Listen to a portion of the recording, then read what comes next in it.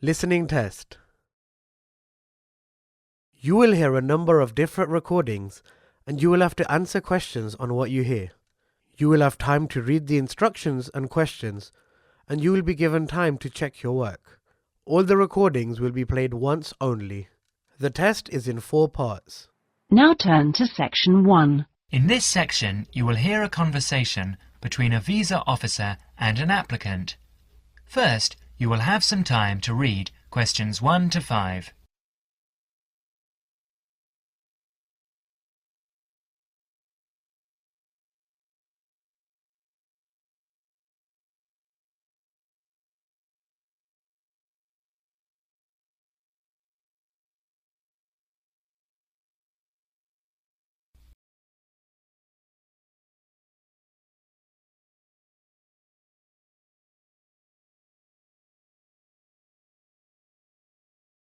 You will see that there is an example which has been done for you.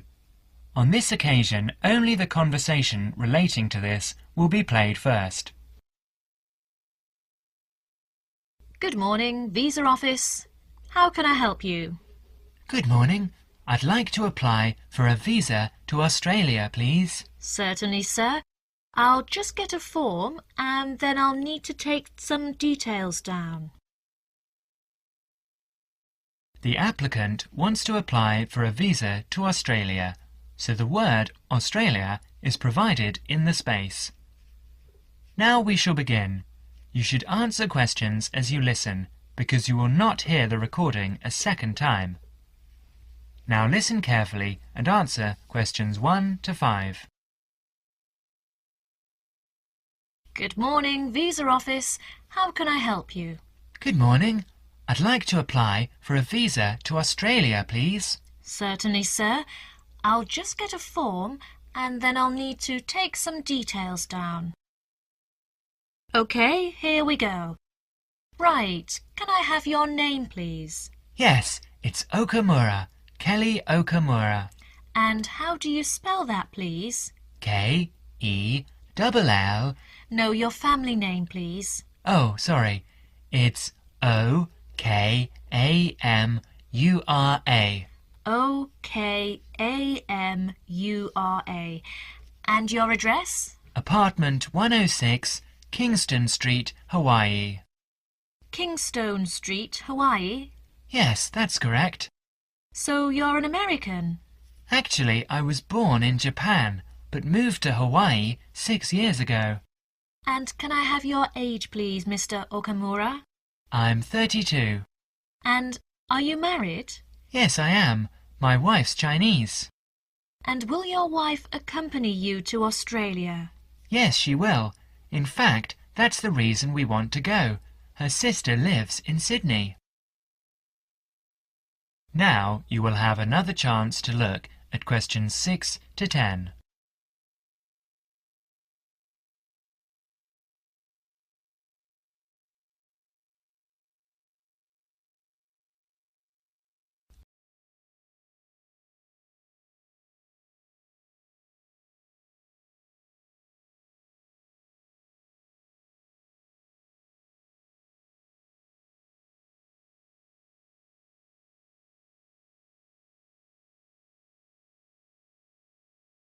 As the conversation continues, answer questions 6 to 10.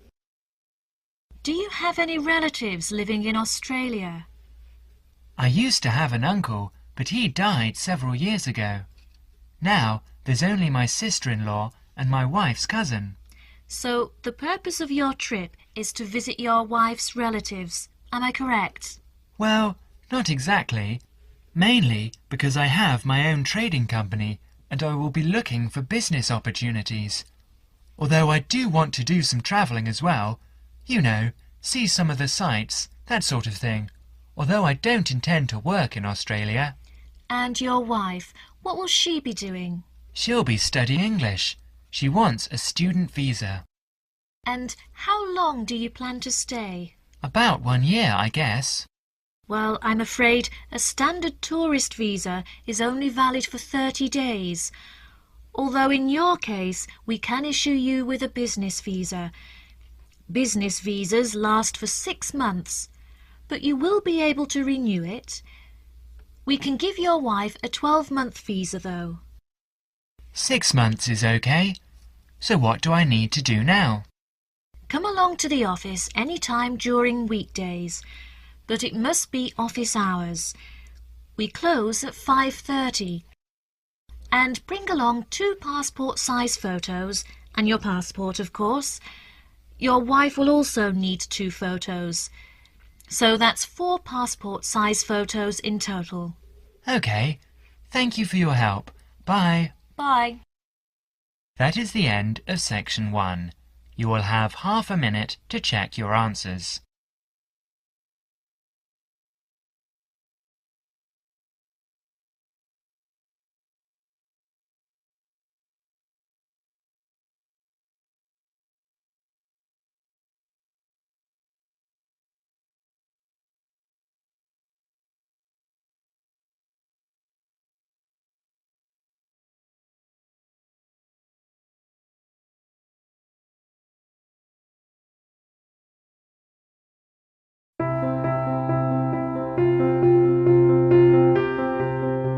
Now turn to section 2. You will hear an informative talk given by Michael on how to keep out burglars and keep your home safe.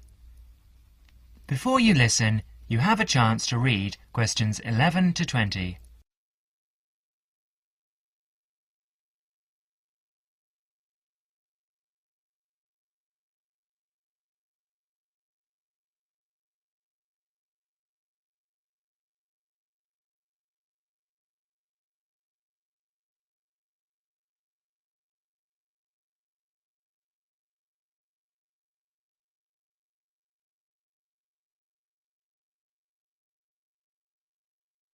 Listen to the first part of the talk carefully and answer questions 11 to 16.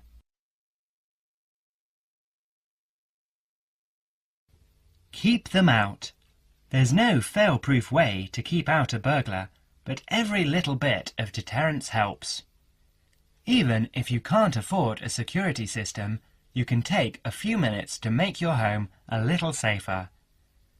Some relatively simple steps will greatly decrease the odds of a break-in, which means you can enjoy more peace of mind. And isn't that what home is all about? Think like a burglar. If you were one, how would you get into your home?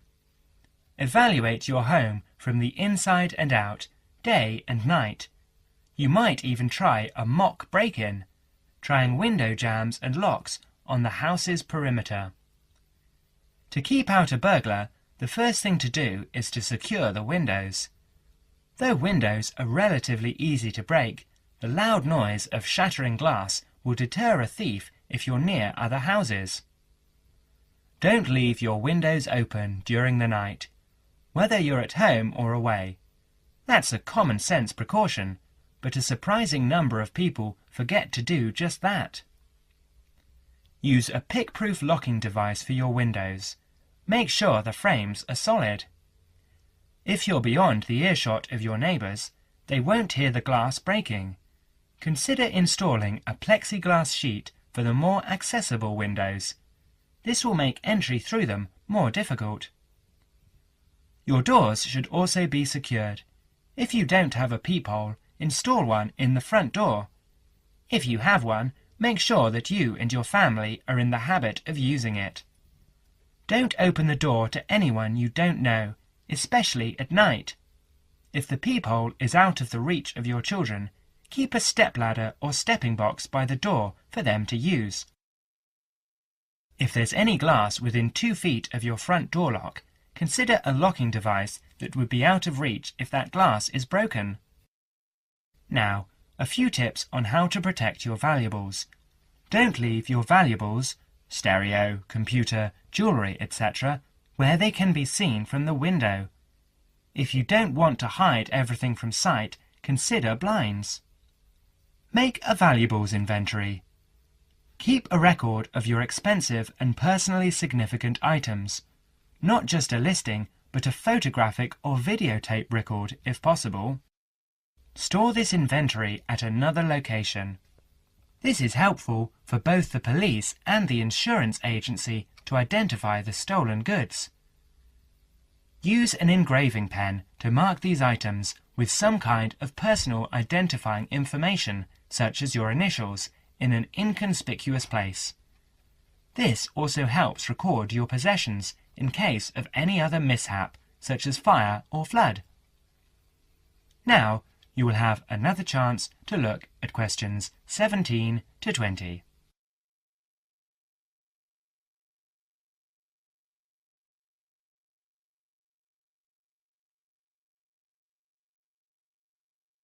As the talk continues, answer questions 17 to 20.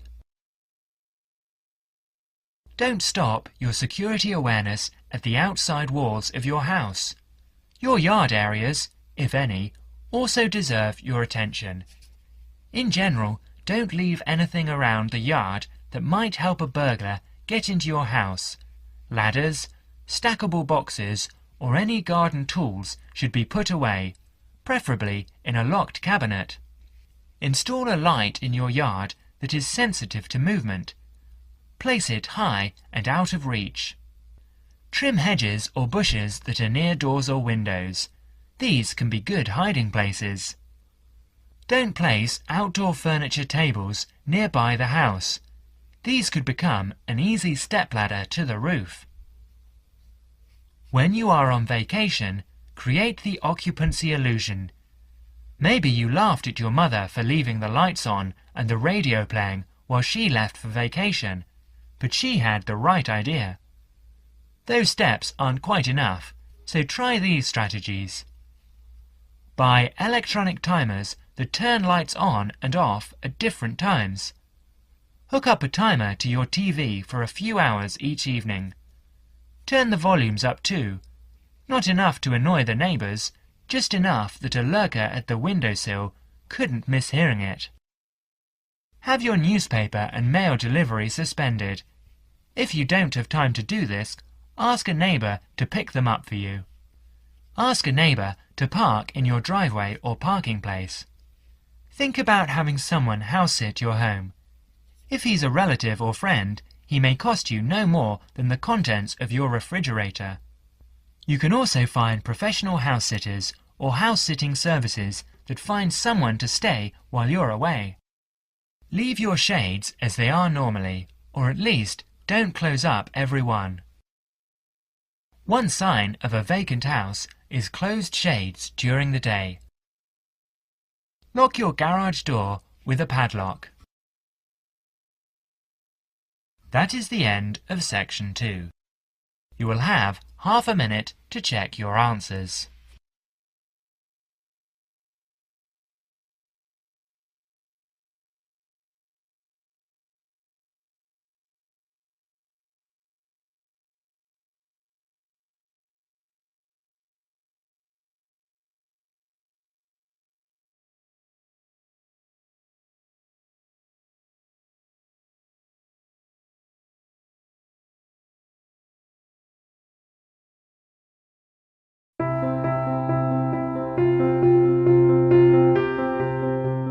Now turn to section 3. In this section, you are going to hear a conversation between Anne and Merton. In the first part of the conversation, they are talking about the commands of training dogs. First look at questions 21 to 25.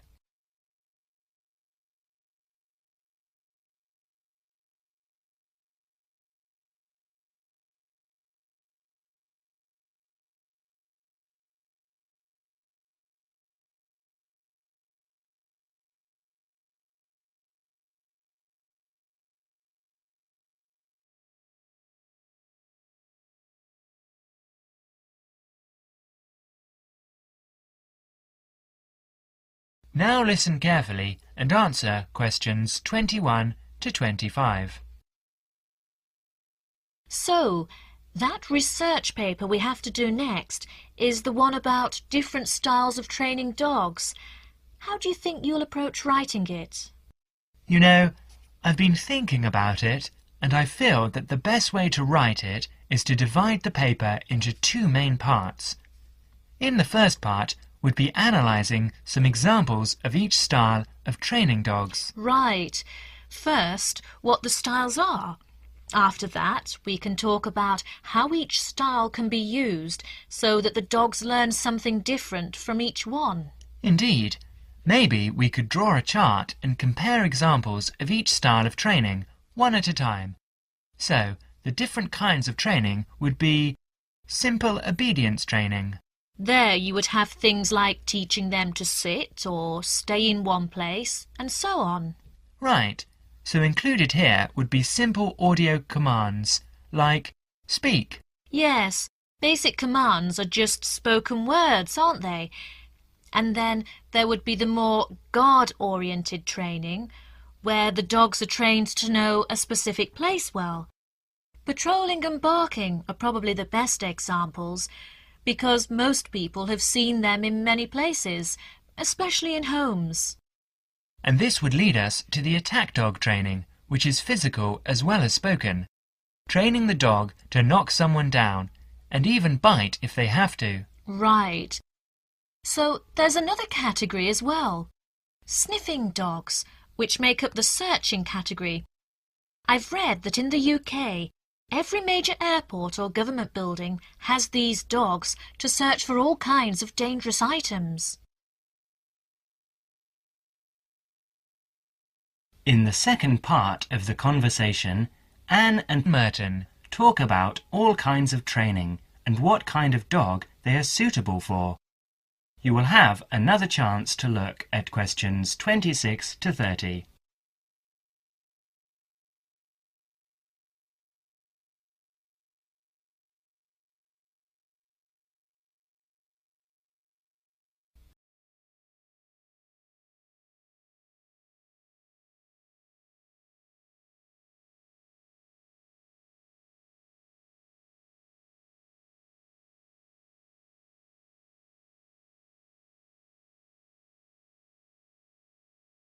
Listen carefully and answer questions 26 to 30.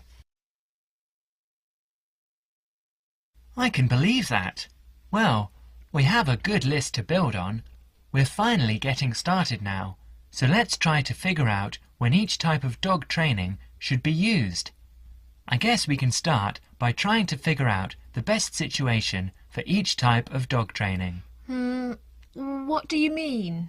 What I mean is whether each type of training should be used with different kinds of dogs.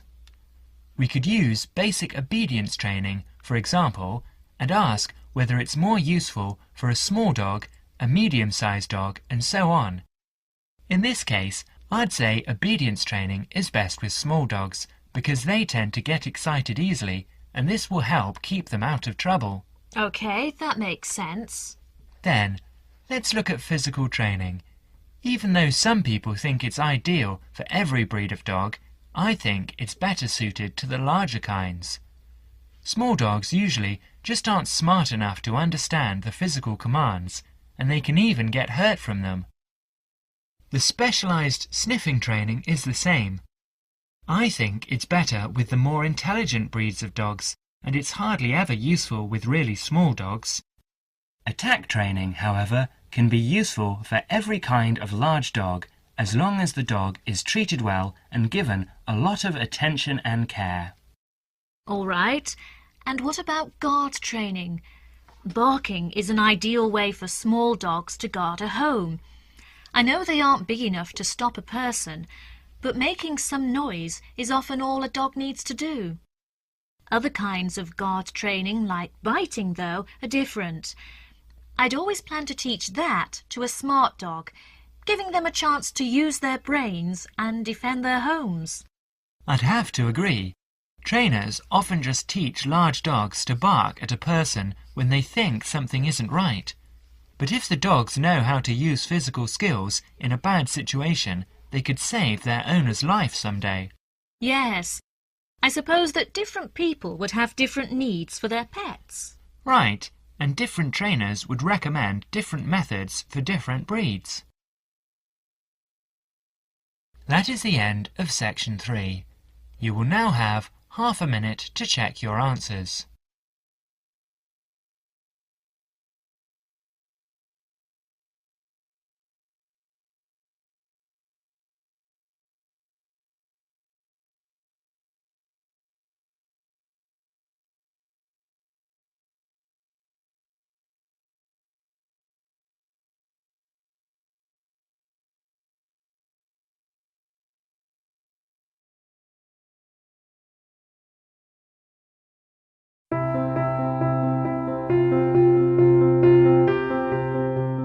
Now turn to section 4. In this section, you will hear a lecture given by Dr. Jesperson about children's language acquisition.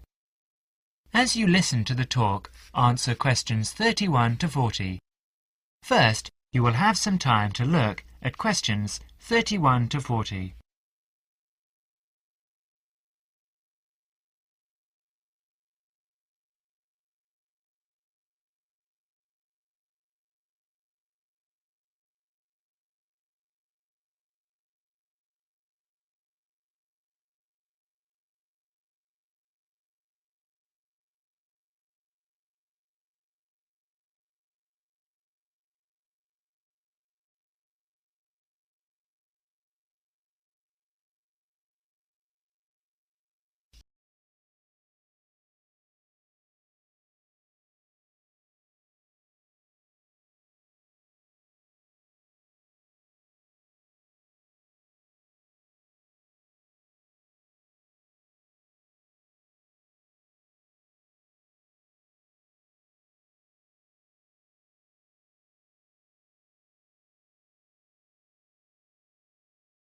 Now listen carefully and answer questions 31 to 40. Today, in our series of lectures on human language, we are going to be looking at the way in which children acquire language. The study of how people learn to speak has proved to be one of the most fascinating, important and complex branches of language study. So let's look at these three features in turn. Firstly, why is it fascinating? This stems from the natural interest people take in the developing abilities of young children. People are fascinated by the way in which children learn, particularly their own children. Secondly, it is important to study how we acquire our first language, because the study of child language can lead us to a greater understanding of language as a whole. The third point is that it's a complex study, and this is because of the enormous difficulties that are encountered by researchers as soon as they attempt to explain language development, especially in the very young child. In today's lecture, we will cover a number of topics. We will start by talking about research methods. There are a number of ways that researchers have investigated children's language, and these include the use of diaries, recordings and tests, and we'll be looking at how researchers make use of these various methods. We will then go on to examine the language learning process, starting with the development of speech in young infants during the first year of life. This is the time associated with the emergence of the skills of speech perception, in other words, an emergence of the child's awareness of his or her own ability to speak. We will continue with our examination of the language learning process, this time by looking at language learning in the older child, that is, in children under 5. As they mature, it is possible to begin analysis in conventional linguistic terms, and so, in our analysis, we will look at phonological, grammatical, and semantic development in preschool children. In the second part of the talk, I would like to review some educational approaches to the question of how linguistic skills can be developed. In other words, how can we assist the young child to learn language skills at school? Initially, we will look at issues that arise in relation to spoken language. We will then look at reading and review a number of approaches that have been proposed in relation to the teaching of reading. Finally, we will conclude today's talk with an account of current thinking about the most neglected area of all, the child's developing awareness of written language. That is the end of section 4. You will now have half a minute to check your answers.